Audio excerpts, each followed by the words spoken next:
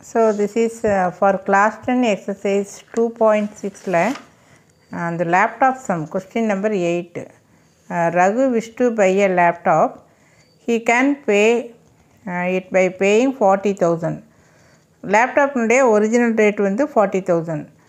Then cash or by giving it in 10 installment. Direct ready cash 40,000 and 10 installment payment, equal payment. As 4,800 first month, not equal payment. First month வந்து 4,800, then 4,750 in the second month, then 4,700 in the third month, and so on. Find the total amount paid in 10 installment, then how much extra amount that he has to pay than the original cost. So 40,000 அந்த லேப்டாப்பினுடைய price.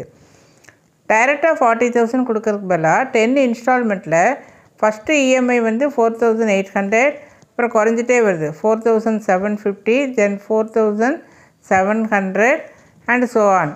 அப்போ 10 இன்ஸ்டால்மெண்ட்டில் மொத்தம் எவ்வளோ பே பண்ணியிருப்பாங்க, எக்ஸ்ட்ராவாக எவ்வளவு, மொத்தம் 40,000 இந்த 10 instalment பேரப்போ extra amount வரும். ரெண்டையும் மைனஸ் பண்ணினா we are finding the subdivision 2. From the data, first amount this, second amount, third amount, இதெல்லாமே கொஸ்டினில் இருக்குது. எட்ஸட்ரா அப் டு 10 டேர்ம்ஸ், ஏன்னா 10 இன்ஸ்டால்மெண்ட் அப்படிங்கிறப்ப 10 terms. So a equal to 4,800. D formula என்ன, T2 minus T1. So smaller நம்பர்லேருந்து greater நம்பரை minus பண்ணுறப்போ -50 அப்படின்னு என்ன அர்த்தம், 50 rupees குறைஞ்சிட்டே வருது. தென் n equal to 10. So what is Sn formula? n by 2 2a plus n minus 1 into 2, nக்கு வந்து 10. Then what is a equal to 4,800. Then d வந்து -5. So 10 minus 1 9, 9 into -50, sorry -5 சொல்லிட்டு 50. ஸோ இதை மல்டிப்ளை பண்ணு, ப்ளஸ் இன்ட்டு மைனஸ் மைனஸ் 450.